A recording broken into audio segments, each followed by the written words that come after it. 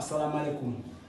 Sur la demande donc des candidats au crème, j'ai bien voulu revenir sur ce qu'on appelle donc les rangements.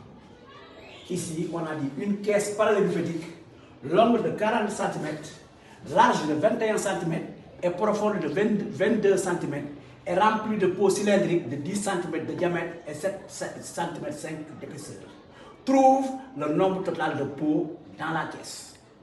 Donc, vous allez voir, ici j'ai essayé d'illustrer un peu la caisse. Voilà la caisse. La caisse a une longueur de 40 cm. Une largeur de 21 cm. Et une profondeur de 22 cm. Donc, ici, on voit bien que c'est le diamètre. Ici, il faut voir si on pose le pot, donc ça c'est un diamètre, ça c'est un diamètre, ça c'est un diamètre, ça c'est un diamètre. Voilà pourquoi on dit ici nombre de pots sur la longueur. Il faut voir combien de fois vous pouvez avoir 10, parce que le diamètre est égal à 10. On en a 4, donc on a 4 pots sur la longueur. Le nombre de pots sur la largeur, voilà la largeur. Donc la largeur c'est 21 divisé par 10, nombre de pots sur la largeur.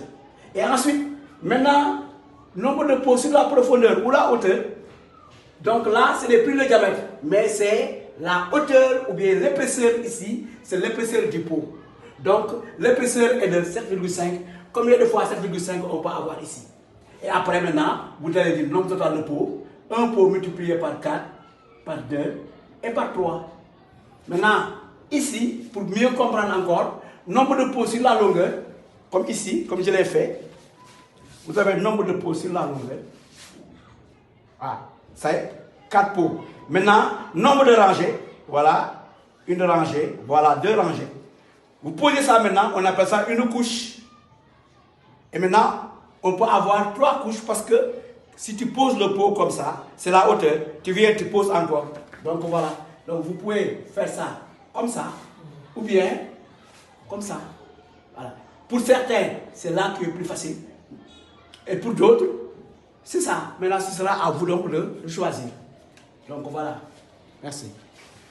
Voilà, bonjour. Bon, je veux continuer seulement. Pour les cas où les objets ont la forme, les objets rangés sont cubiques, ou bien les objets rangés sont parallélépipédiques. Voilà. Donc la prochaine fois, on essaiera de voir ces cas-là.